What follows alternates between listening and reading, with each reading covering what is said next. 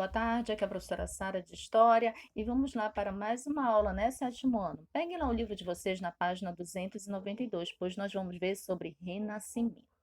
Bom, para entendermos Renascimento, temos que primeiramente entender o que é humanismo. O humanismo vem a ser uma valorização do ser humano, uma valorização de tudo que esse homem produz.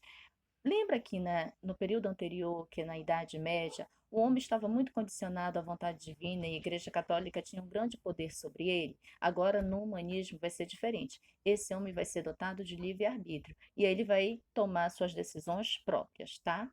Renascimento é um movimento intelectual, artístico e científico surgido na Europa no século XIV, XV e XVI.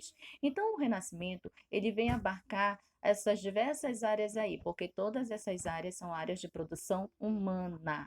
As principais características, nós podemos citar o classicismo, o antropocentrismo, racionalismo, individualismo, naturalismo, humanismo e otimismo. Ai, professora, mas é muita coisa, eu não vou conseguir compreender. Vai sim. Se você pegar a inicial de cada uma dessas características, você vai formar a palavra carinho.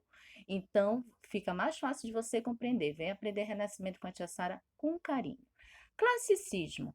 Bom, classicismo seria a ideia de que o período anterior à Idade Média foi um período de plena escuridão. A humanidade não teve muita evolução. Era assim que os homens da Idade Moderna viam o período anterior. Então, eles decidiram se voltar no período bem mais atrás, que era a Antiguidade Clássica, o período greco-romano, onde nós temos o desenvolvimento da arte, da ciência, da retórica, da política. Então, para esses homens da Idade Moderna, o período clássico foi o melhor período da história da humanidade até então.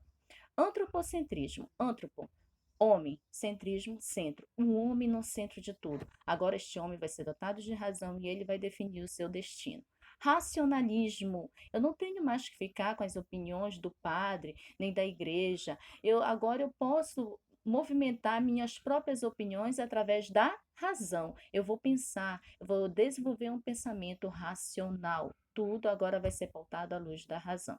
Individualismo. Esse individualismo não é como nós temos hoje, como ideia de egoísmo. Não, esse individualismo, nesta época, seria a valorização das suas capacidades individuais, né, intelectuais, as suas capacidades cognitivas. Então, o indivíduo agora é dotado de habilidades e talentos que devem ser valorizados. No período anterior, como é que acontecia? Nós tínhamos a nobreza, o clero e o camponês. O camponês era visto como uma classe compacta, só tinha que arar a terra, cuidar da terra e pagar impostos. Então, ou seja, as habilidades individuais ali não eram muito desenvolvidas e nem valorizadas. Já aqui não. No individualismo, este homem, individualmente, ele pode fazer aflorar suas habilidades e talentos e assim ter um destaque dentro da sociedade, né? Que nem no período anterior, que ele não poderia, mesmo que ele fosse dotado de um talento excepcional, ele continuaria sendo daquela classe social, tá?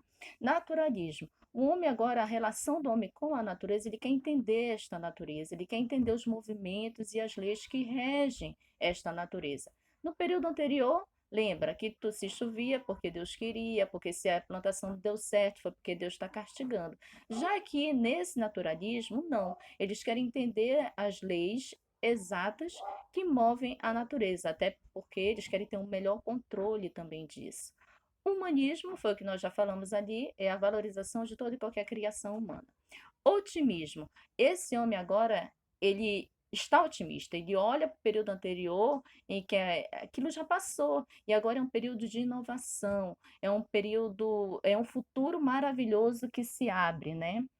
O antropocentrismo versus teocentrismo seria agora o homem no centro de tudo, em contraponto em que Deus é que determinava tudo para ele, em contraponto ao período anterior. Ah, professora, então quer dizer que os renascentistas não acreditavam em Deus? Não, gente, que é isso? Claro que eles acreditavam. Só que agora eles entendem Deus como um ser superior que não se envolve diretamente ali nas questões humanas. E que esse homem, ele é mais uma criação de Deus, uma criação divina, uma criação maravilhosa, mas que foi dotado de livre-arbítrio. E por ser dotado de livre-arbítrio, ele tem plenas condições de desenvolver o seu futuro e também o seu destino. Por isso aí nesse quadro aí a criação de Adão, feita pelo Michelangelo, o homem ali diretamente com Deus, né? E não o homem subordinado a Deus. tá certo?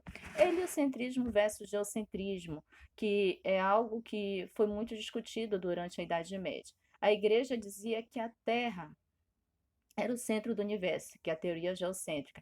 Já os renascentistas, com seus estudos científicos à luz da razão, eles perceberam que não, que quem era o Sol, que quem era o centro do universo era o Sol. Por isso a teoria heliocêntrica, tá?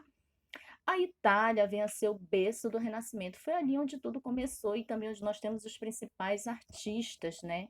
Esse quadro aí do Sandro Botticelli, que demonstra aí as formas humanas e é demonstrando uma característica principal do, do Renascimento, que é a valorização do homem, né? Das suas formas, das suas atitudes, ok?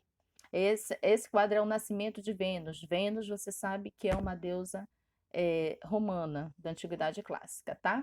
Os principais renascentistas, temos Sandro Botticelli, que fez aquele quadro anterior que eu mostrei a vocês, Leonardo da Vinci. Nossa, eu sou apaixonada pelo Leonardo da Vinci. Por quê? Porque ele tinha múltiplas inteligências, né, gente? Ele é mais conhecido por ser pintor, mas ele era matemático, ele era físico, ele era astrônomo, ele era escritor. Então, Leonardo da Vinci era realmente uma pessoa diferenciada. Michelangelo, que pintou toda a Capela Sistina, fez aquelas pinturas maravilhosas. Quem tiver a oportunidade de visitar, está até hoje lá. Rafael Sanzio, Miguel de Cervantes, William Shakespeare, né, o grande dramaturgo inglês, Luís Vaz de Camões, português, Nicolau Maquiavel. Então, esses são os principais renascentistas, tá?